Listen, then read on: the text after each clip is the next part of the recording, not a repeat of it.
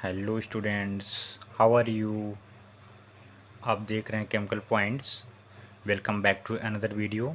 आज की वीडियो में हम लोग क्लास 12th बायोलॉजी के sexual reproduction in flowering plant के टॉपिक क्रॉस पॉलिनेशन के मोड्स क्या हैं इसके बारे में अध्ययन करेंगे। यानी कि आज हम पढ़ने वाले हैं मोड्स ऑफ पॉलिनेशन। तो आप लोग इस वीडियो को पूरा देखिएगा ताकि आपको क्रॉस पॉलिनेशन क्या होता है और उसके मोड्स कौन कौन से हैं, कौन कौन से उसके मोड्स हैं जिसके द्वारा क्रॉस पॉलिनेशन होता है, आपको पूरी जानकारी मिलेगी। तो चलिए स्टार्ट करते हैं इस वीडियो को। देखिए, हम लोग को जो पीछे वाली वीडियो हुई है उसमें क्रॉस पॉलिनेशन के बारे में हमने आपको बताया था कि क्रॉस पॉलिनेशन क्या होता है। अब हम यहाँ पे पढ़ने वाले हैं कि क्रॉस पॉलिनेशन की विधियाँ क्या हैं।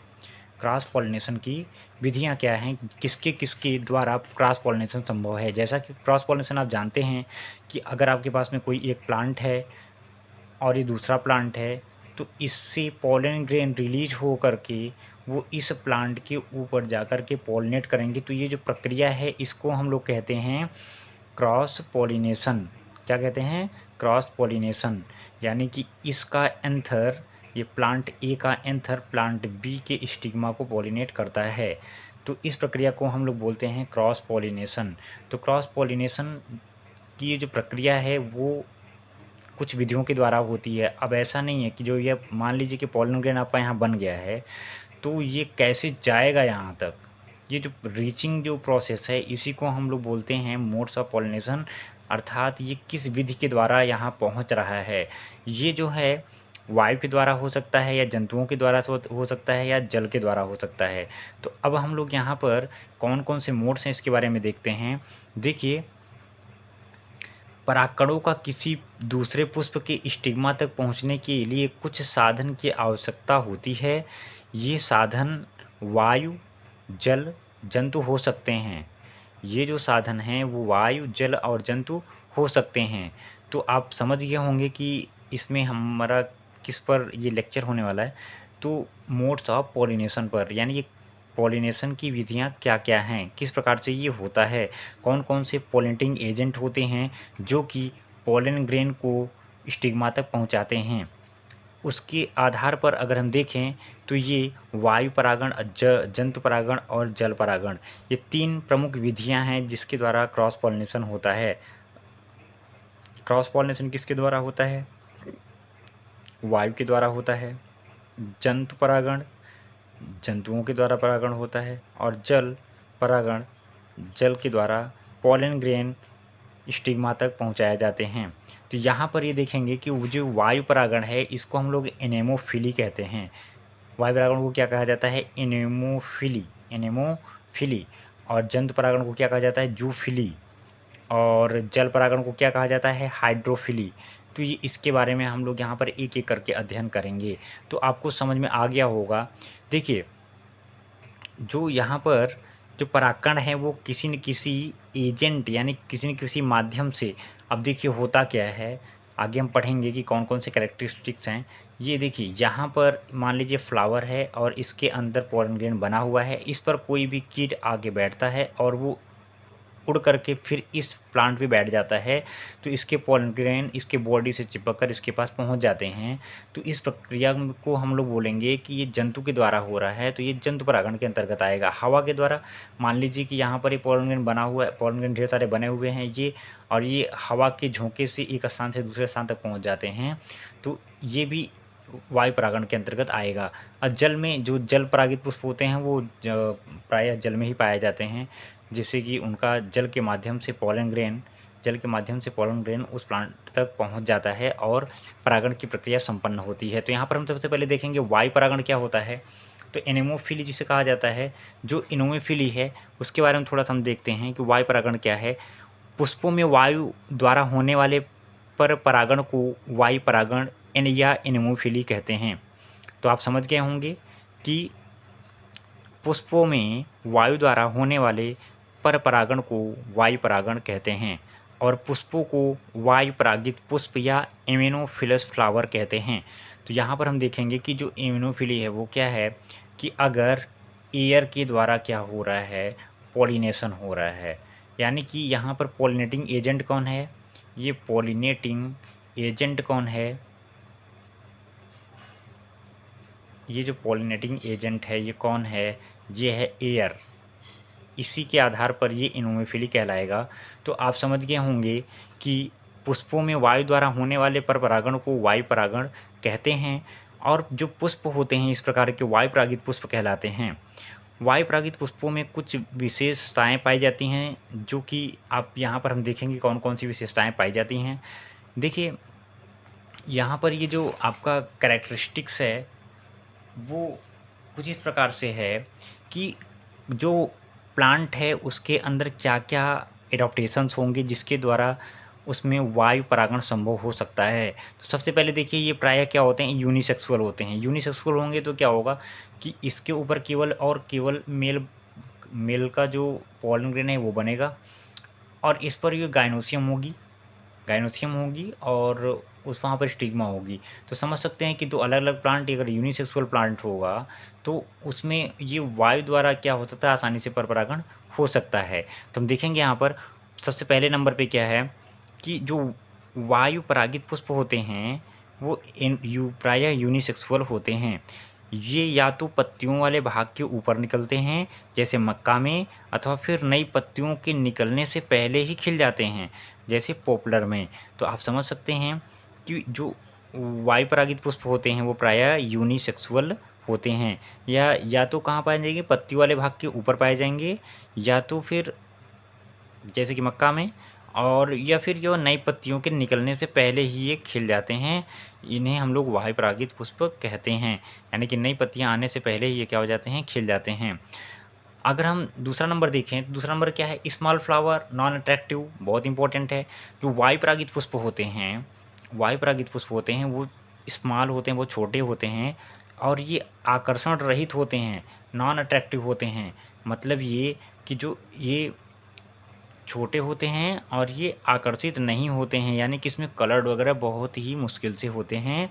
ये प्रायः रंगहीन होते हैं, अर्थात ये सफ़ेद होते हैं। अर्थात ये न तो चमकीले रंग के होते हैं और न इसमें कोई गंध होती है, और न ही मकरंद होता है। इसमें ना तो कोई गंध होगी, ना स्मेल होगी, नॉन अट्रैक्टिव, ना तो ही कोई क्या होगी, स्मेल होगी, ना ही कोई इसमें मकरंद होगा। तो अब हम देखेंगे जो अगला है, अगला जो है वो पेटल्स और स्मॉल्स। इसके जो पेटल्स होते हैं वो बहुत छोटे होते हैं। पेटल्स और क्या होते हैं, स्मॉल्स, यानी कि जिसके पेटल्स पाए जाते हैं। बाह्य दल और जो दल होते हैं वो या तो होंगे ही नहीं या तो बहुत छोटे होंगे, जिसमें ये परागकणों को वर्तिका के बीच में रुकावट ना बने। आप समझ गए होंगे कि पेटल्स क्यों छोटे होते हैं। अब देखिए, मान लीजिए कि ये फ्लावर है, यहाँ पर अगर ये फ्लावर है तो इस फ्लावर के अंदर यहाँ पर ये सेपल होगा इस तरह से। अगर ये ज़्यादा बढ़ जाएगा इस तरह से, ये अगर बड़ा होगा, सेपल और पेटल अगर ये बड़े होंगे, तो इसके अंदर जो गाइनोसियम होगी वो यहाँ पर ये छिप जाएगी, और ये जो वायु के द्वारा आने वाले परागकण है वो स्टिग्मा तक नहीं पहुँच पाएंगे। इसीलिए इनकी जो साइज होती है वो क्या होती है, छोटी होती है, या तो होंगे ही नहीं या तो निकलेगा ही नहीं। अगर ये निकलेगा भी तो ये बहुत छोटा होगा, ताकि ये वायु परागण में रुकावट ना बने। तो समझ गए होंगे कि पेटल्स क्यों छोटे होते हैं ऐसे पुष्पों में। अब हम देखें,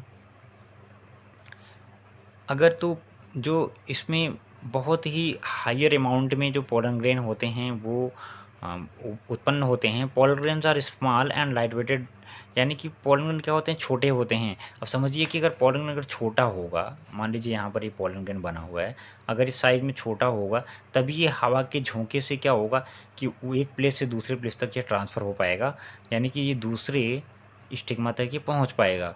तो इसका मतलब ये है कि अगर ये जितने हल्के होंगे उतना ही आसानी से ये स्टिग्मा तक पहुंच सकते हैं।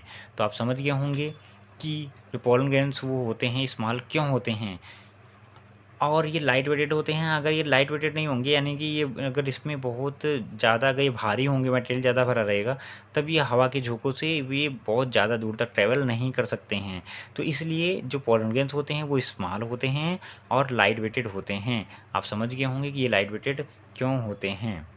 अब देखेंगे यहाँ पर कि ये जो स्टिग्मा होती है उनकी लॉन्ग होती है। अब समझिए कि यहाँ पर ये स्टिग्मा है इस तरह से, यहाँ पर ये स्टिग्मा है इस तरह से। और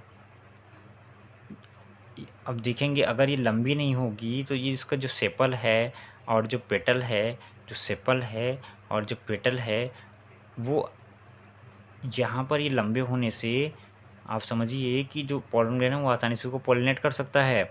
अगर ये लंबी नहीं होगी तो ये आसानी से हवा के संपर्क में नहीं रहेगी, ये सब रुकावट बनेंगे। तो आप समझ गए होंगे कि स्टिग्मा लॉन्ग क्यों होती है।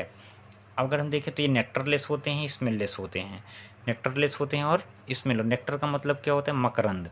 आप समझते हैं जो मधुमक्खियाँ होती हैं वो मकरंद को पुष्पों से क्या करती हैं, वो ग्रहण करती हैं और वो पोलिनेशन में हेल्प करती हैं। तो यहाँ पर हम ये देखेंगे कि जो मकरंद है वो इसमें नहीं पाया जाता है, यानी कि नेक्टरलेस होते हैं, नेक्टर नहीं पाया जाता है ऐसे पौधों में जो कि वायुपरागित पुष्प होते हैं।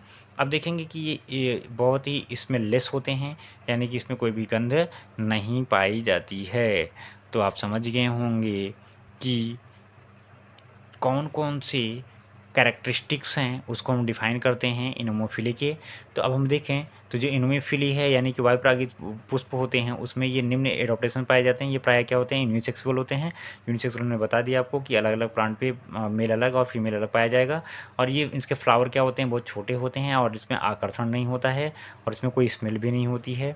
पेटल्स और स्मॉल पेटल्स क्या होते हैं? बहुत छोटे होते हैं ताकि ये वायु परागण में ये हेल्प कर सकें और रुकावट ना बने। पोलन ग्रेन छोटे होते हैं और लाइट वेटेड होते हैं ताकि वो आसानी से एक स्थान से दूसरे स्थान तक वायु के द्वारा ट्रैवल कर सकें। ऐसे जो पुष्प होते हैं उसमें वो स्टिग्मा लॉन्ग होती है, बड़ी होती है, ताकि वो आसानी से हवा के संपर्क में रहे और एयर के द्वारा उसका पॉलिनेशन हो सके। और अगर हम देखें इधर नेक्टरलेस, अगर ये क्या होते हैं? नेक्टर इसमें नहीं पाया जाता, कोई गंध नहीं पाई जाती है, कोई भी स्मेल नहीं पाई जाती है। अगर हम देखें मक्का में मेज में वायु परागण होता है। मेज में कैसा होता है? वायु परागण होता है। तो आप को इसमें ये जानना है कि मक्के में किस प्रकार से वायु परागण होता है। तो आप देखेंगे कि ये मक्के की जो प्लांट है उसके अंदर यहाँ पर ये मेल और ये फीमेल यहाँ से इस तरह से लगे होते हैं। यहाँ पे मेल पार्ट होता है और वो जैसे ही वो मैच्योर होता है, ब्रस्ट करता है, वो हवा के माध्यम से इसके ऊपर आके गिरा दिया जाता है। इसलिए मक्के में क्या होता है? वायु परागण होता है। तो अब आप समझ गए होंगे यहाँ पर कि वायु परागण क्या है। नेक्स्ट हम पढ़ेंगे, टॉपिक हमारा आएगा वो जूफिली का आएगा, जो कि जंतु परागण है।